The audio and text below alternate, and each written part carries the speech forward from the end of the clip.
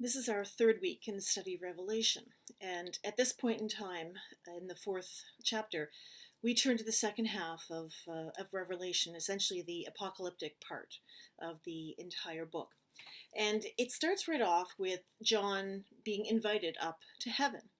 And he says, I went up in the Spirit. Now, I want to stop there for just a second because cremation, believe it or not, was an issue within the past century. Early in the 20th century, in fact, when cremation became more normal, a lot of Christians were really upset about this because we were promised a bodily resurrection. So, how do you have a bodily resurrection when the body's gone? It's been burnt to death. Not really a whole lot of attention to all the bodies that are worm food from centuries past. But how do you theologically accept the idea of cremation? And this passage from Revelation actually helped that. That we are raised, we go into heaven in spirit, not necessarily in the physical flesh and bones that we embody today. So that's just one of the ways Revelation has helped develop theology as we keep up with modernity and technology. So, getting into beginning of chapter 4. John is up in heaven, and the first thing that he sees is this crowd of 24 elders, and they're all dressed in white and they've got crowns. They're obviously very important, and they're all kind of sitting in a semicircle. That is the first image of heaven that we have. It's also the image of the Roman Senate at the time, or any of the Roman places of governance. You can't take John of Patmos out of first century Palestine. It won't work.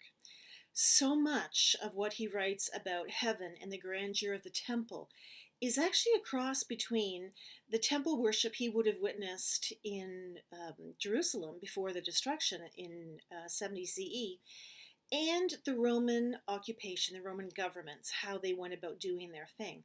So everything going forward now, when we see the setting of the Revelation and the Holy Temple in heaven, everything is a combination of these. A lot of the rituals are part of the temple ritual, and a lot of the seating arrangements and the decor and the expectations are much in line with Roman governance. And that's one of the ironies because Rome is definitely the bad guy in Revelation. There's no two ways about that. And yet, that's what John knows. So he is not capable of reinventing something unknown. He's just reimaging what he does know. So we're in this Senate, Roman Senate like location that has all the attributes with incense and menorah and priests that are part of the traditional temple worship in Judaism. And now stuff happens. And one of the first things that happens is the tetramorph. Now, the tetramorph is literally, it's a Greek word that literally means four, tetra, and morph, shapes. And we have the emergence of the four winged beings, one with the head of a lion, one the head of an ox, one the head of a human, and one the head of an eagle. Most interpretation has read that as an example of the four Gospels, but that's not actually chronologically possible because the four Gospels were being written around the same time as Revelation. So there's no way they would have known of John and of Revelation, and Revelation wouldn't have known of them, with the possible exception of Mark. Depending on when it was written. Have to remember, these are ancient times. It's not like something was uploaded, everybody shared it within hours and days. That didn't happen. It took years for documentation to be shared, and even then, it might not get everywhere that we expect it to be. One of the great faults in doing history in the ancient times is the assumption that everybody knew what was going on in every other community. It's illogical, but it drives a lot of the historical mistakes we make in understanding culture. So we're going to avoid that mistake. There was no way for John to know about the gospel. So the tetramorph is not them. What is interesting though is the tetramorph is not the first we see. In Revelation is not the first we see of the tetramorph. It actually comes up in Ezekiel. And you'll see as we go through that a lot of what John is talking about is I won't say based, but definitely shared. The imagery is shared with Ezekiel. Now, take a moment about Ezekiel. He was in exile in Babylon with a lot of the elites of Judea when the Babylonians took over um, Judah, and I believe Benjamin is the 12th tribe. The difference between the Babylonian and the Assyrian exile that happened 2 years or 200 years before is that when the Assyrians took the 10 tribes off, they removed everybody. They put Assyrian settlers in the lands that had previously belonged to the 10 tribes. And then they started a process of intermingling and encouraging them to be part of their society. So the 10 tribes were essentially lost through intermarriage, through transportation, sometimes through death, because it was an attack on Israel. But they kind of got lost to time. The Babylonians did something different. They did not take everybody out of Judea, and they took them to a couple of towns in Babylon set up for all of the Judeans they had exiled, so that these folks built up their own community. If you've ever heard of the Babylonian Talmud, it comes out of this time and period where the priests got together and they wrote so much of what we now know of the Talmud and the Hebrew scriptures, and influenced greatly by Babylonian culture around them. Ezekiel was in the middle of this, right at the beginning of when the apocalyptic style of writing began to emerge. John is writing Revelation towards the end of when the apocalyptic style of literature existed. They've got maybe another 100 or so years before this literary tradition actually fades out to nothing. It does pop up sporadically through the rest of history, but as a functioning, significantly respected literary medium, it pretty well is gone by 200. So Ezekiel would have been known by John. He would have read it. The imagery would have been familiar. So here we have in the holy temple, the heavenly temple, the Tetramorph that is exactly like what Ezekiel saw in his dream right off the hop in Ezekiel 1. So John is again showing us that he's very much steeped in the Hebrew scripture. He never comes away from it. As much as this might be a book about Christ and about the future, it's very much a book about Jewish identity and tradition, and we can't separate that. Sorry, I just made the mistake. Hebrew. Judaism does not exist yet in history at the time John was writing. The Hebrew tradition and the writings were very much known to John. The 24 elders is kind of interesting. One of the things we cannot do with Revelation is read it literally. And we tend to be a population that looks at numbers and just sees the numbers. I mean, we know that 1 is a solid number. 1 added to 1 becomes 2, another solid number. When Revelation was written, numbers had additional meanings. They were not necessarily the superficial number that was seen. For instance, 12 meant totality, completeness. So 12 times 12 is extreme totality and completeness. There's some scholars think that the two groups of 12 represent the Hebrew scriptures and the Christian scriptures. Again, quite a stretch, because John would not have known about the majority of the Christian scriptures. He would have known about the letters of Paul, because we discovered in the last couple of weeks that he disagreed with Paul about a lot of things and wanted to dial back the freedoms that Paul was giving the Gentile church. But he would not have had a lot of the pastoral letters. He would not have had the Gospels. And I mean, let's face it, he's writing the last book of the Bible, so that isn't even there yet. So chances of the 12 representing both the Hebrew and the Christian scriptures, probably nil. But they are representing the tradition of the patriarchs. And the traditional number of 12 is significant, and we've seen it before. The 12 tribes of Israel, that's the bedrock of their identity. So we see the number 12 cropping up. We will see it in the 12 disciples that the gospel presents us with. Even though if you actually look and count, and I did as a teenager, there are 15 12 disciples in the Gospels. But 12 is a number we stick with because it has spiritual significance and meaning. So we've got the 24 around, we've got the Tetramorph, we've got God on the throne. And by the way, the throne is something that John talks more about than any other book in the Christian scriptures.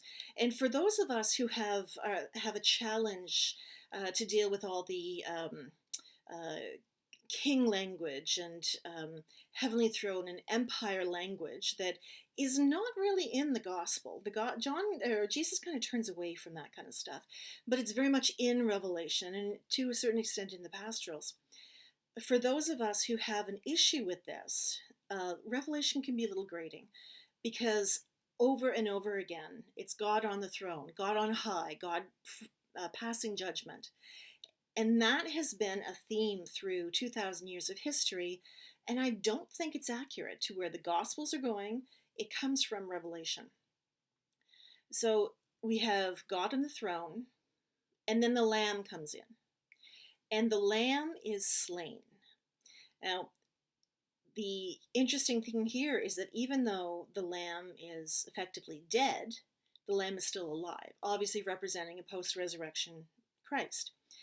The image of lamb is used more in Revelation than anywhere else. In fact, you might get a smattering of it in the gospel, which tells me the image of Jesus as the sacrificial lamb has already permeated the first generations of the early Christian community. So John feels very comfortable in using that image, but he's also using it in connection with the sacrificed lamb of the Passover. We can't ever separate those two for John. He's very much in his Hebraic tradition. And everybody looks around. The seal is passed over. God's holding it, and the scroll is interesting because it's written on both sides, which actually is not atypical. They found some excavation sites where the Torah, so the first five books of the Hebrew Bible, were actually written on both sides. So that in of itself is not strange, but it's very specifically identifies the scrolls of the first five books. Then we've got the seven seals, and everybody there gets really upset. Who's got the power to open this? And then it turns out the Lamb does. The Lamb through the house of Judah, the line of Judah through David's line. This lion is not the lion in the Tetramorph. That's a mistake that folks often use. So the Tetramorph has the head of a lion and more or less the body of a bird. The line of Judah is symbolic of the largest and the last standing tribe that is still in existence from the original 12.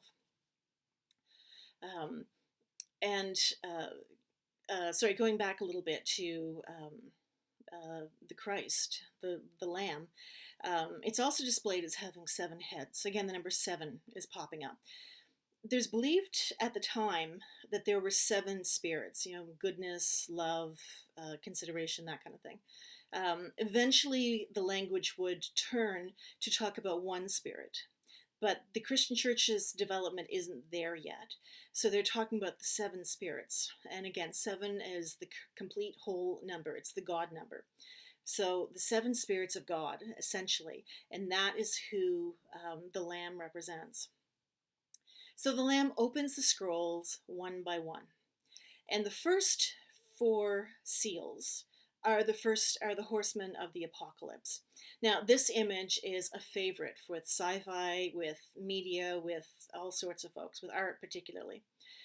And each of the horses, white, red, black, and pale green, come out, and they mean something different. And they're all about destruction and pestilence and disease and war and everything else. It's the letting go of all these things that are just a fact of life. Even today, as much as we hate to think about it, and maybe we feel isolated from that, these are the things that are still destroying the world around us. They're let loose. They're in the Torah if we follow the imagery. They're in the very original laws of God. We can't avoid that reality. And by opening the seal, Christ is acknowledging they're coming forth. And each of the Tetramorphs calls out one of the horses to come forth. This is the reality of our world. We live with war and destruction and disease, especially disease right now. So after those 4 horses are out, and they're not, there's not a lot of analysis that goes along with that. After that, the 5th seal opens, and it is the martyrs, the sufferers, the ones who have died in the name of Christ. Now, again, a little historical unpacking. People in the church have often mistaken tradition for history. I do provable history. I don't want to raise up tradition as anything more than a story. And one of the tradition stories is that in the early church there was extensive periods of martyrdom, that the emperors and the regents and all the political players in Rome, or a good chunk of them, intentionally went out to kill Christians. That is simply not true. There is no history for that. There is evidence of sporadic martyrdoms, sporadic imprisonment. We do know it happened. There is historical documents, there's legal documents to prove it happened. But even more Christians were already at work in the Roman government and in the Roman everyday life. They were not particularly targeted. Usually those who were targeted were the bishops and those who were working against the government. So again, much like Jesus, the political opponents of the government. So they were not necessarily attacked for their faith. They were attacked for how they lived their faith. Now, arguably, I think it's an authentic choice, because Jesus did call us towards challenging authority. But that there was not a wholesale destruction of the Christian community. So we have to walk that one back again. So the martyrs and sufferers, while they existed, were not anywhere near as numerous as we've been led to believe. In fact, a book by, I believe her name is Kendina Moss, talks about this myth of persecution and how there's only really 7 authentic letters of persecution and recounts of persecution that historians can authenticate, and even some of those are a little hinky and questionable. So, well, excuse me. Well, the Christians definitely would have felt that they were under siege. It was not necessarily the whole-out persecution that had been perceived. So that's seal number 5. Seal number 6 opens with earthquakes and an eclipse, and the people leave to go into the caves and hide. They're hiding from what goes on around them. They're hiding from what they perceive as the work of God's destruction. Now again, first century Palestinians, first century Christians had no concept of environmental science. They had no idea what was going on with volcanoes and earthquakes and tsunamis. They just knew that the earth could kill you. They knew that lava flows destroyed cities. They knew that tsunamis could rise up in the Mediterranean and wipe out villages. And over time, these cultures, and these weren't just Hebrews, Egyptians, Greeks, Romans, everybody in the Mediterranean developed a theology of God using the earth to destroy people. That God spoke through thunder. We even have some passages in the Gospels, Mark in particular, where God rips open the heavens to allow the dove to come down when Jesus is baptized. And the temple is ripped apart when Jesus dies. These are images that kind of go with the ethos of the day. So we have to leave them there.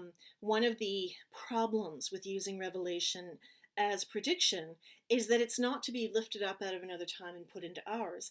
And when it comes to this 6th seal, this is usually where people who want to use Revelation as predicting the future, where they start their calculation. They start to look around to all the horrible things that are happening in the earth. And there's always plenty there, because the earth is still moving and growing.